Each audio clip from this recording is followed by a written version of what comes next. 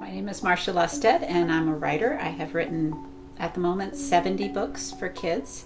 They're all nonfiction books, and they're on everything from pop culture stars to famous buildings to current events things. And it's what I love to do. I also write magazine articles. I've written over 300 for the Cobblestone magazines, and it's the best job in the world.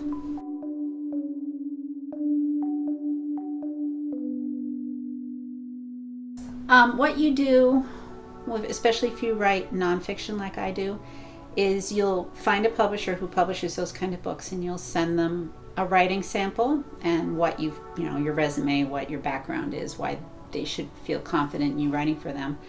And they will say, okay, you might work for us. Here's a topic. The first book I wrote was about the city of Jerusalem, how it was built.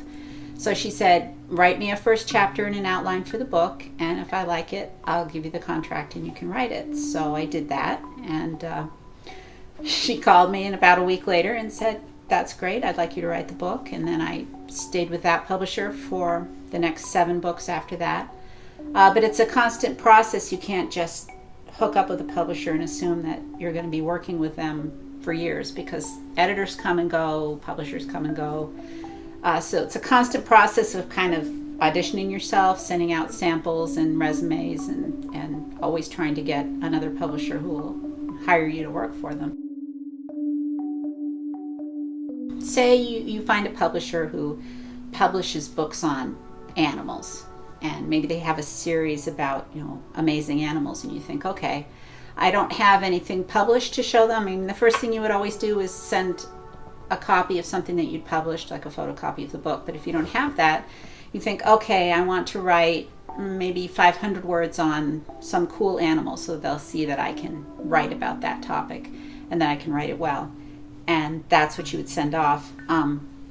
If you don't have something published to show, you would always want to write something similar to what they were looking for or what they might have a series on.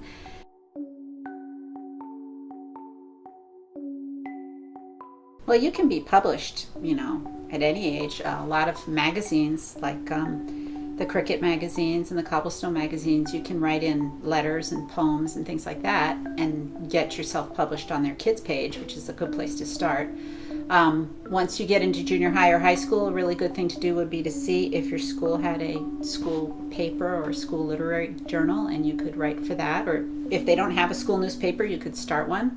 There are a lot of magazines out there that only publish work by kids. If you go to the library and get what's called a book markets guide, they come out every year and they list all the publishers and the magazines. There's almost always a section in the back of markets that just publish work by kids.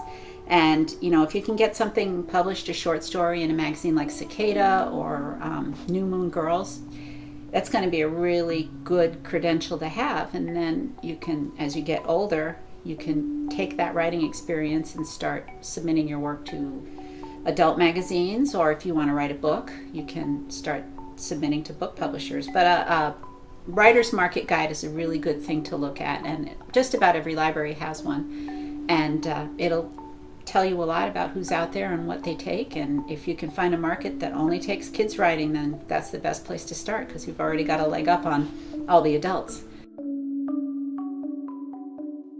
I also work for Cobblestone Publishing's magazines, and we have interns actually we have some during the summer. They're usually college kids, but we have high school kids during the year. And that's a really good opportunity to not only understand how publishing works, but every intern we have has had at least one thing published in one of the magazines, if not 10 things. They're usually just little short things like a department or a short article, but it's a great way to get a writing credential and get used to working with things like deadlines and editors and really giving somebody what they're looking for. So if you can find a publisher who takes interns who's near you, that's another really good option. Almost every well-published writer has been rejected tons of times. J.K. Rowling, Harry Potter was rejected like 10 or 15 times before Scholastic bought it. more famous adult writers, I can't bring any to mind right now, but people get rejected all the time. It's a very rare person who writes a novel or a story and sends it to a publisher and they're like, oh, this is great, I want you right now. I mean, it doesn't happen. Everything's a process. And usually, you might write a book and it's okay and you send it out and it gets rejected. And then you learn, and the next book you write is a little better. And if you're lucky, it only takes a couple books and then a publisher says, yeah, this is really good, we can use this. But everybody gets rejected, even people who have published 20 books. It's just steps along the way, and you can't take it as a big personal letdown.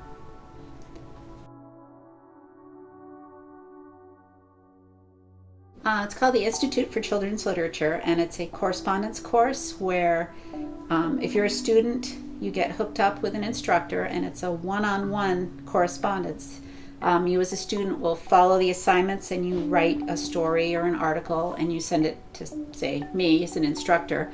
I read it, I edit it, and I write you a letter that tells you what's good and what isn't working. And that is probably the most deluxe way to learn writing, because you've got somebody who knows how to write and has been published, who's working on you one-on-one to help you be a better writer. And I really wish that I had taken the course way back when, because I think it would have saved me a lot of time. What it comes down to is the way to be a writer is to write as much as you can, as often as you can, and you'll get better. I mean, that's just the way it works, like practicing the piano or anything like that.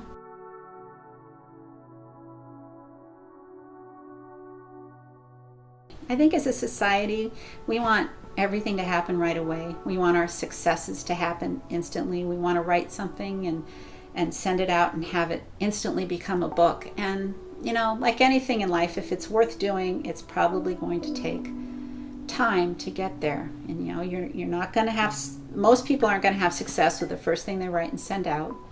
But you take it in small steps and you build your talent and your ability, and if you stick with it, if you're persistent and you don't give up the first time you get a rejection, then your chances of succeeding are pretty good.